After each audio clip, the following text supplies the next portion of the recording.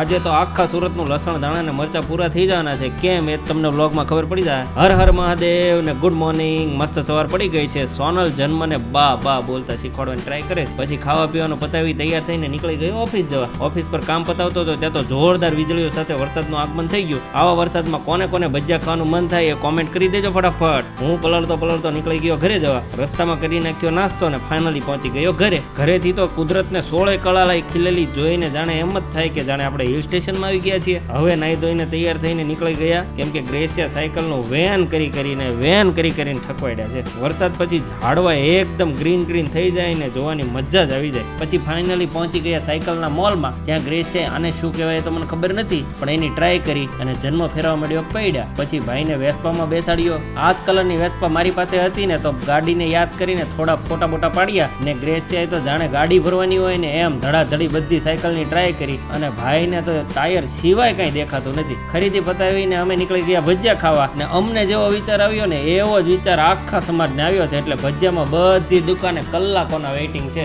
આખા સુરતમાં બધો માલ ખૂટવાડ દેવાના છે. ફાઇનલી કલાકોની પ્રતીક્ષા પછી અમને ભજીયા નસીબ થઈ ગયા. પછી થોડી વાર ઉમેશભાઈને ઘરે બેઠા અને પછી પહોંચી ગયા ઘરે. આમ અમારો જોરદાર દિવસ પૂરો થયો. પૂરો વિડીયો જોવા માટે યુટ્યુબ પર સર્ચ કરો અંકિત લાઈફ વ્લોગ. જો અમારો વિડીયો ગમતો હોય તો લાઈક અને સબસ્ક્રાઇબ કરવાનું ભૂલતા નહીં. મળીએ કાલે નવા વ્લોગમાં. Bye bye.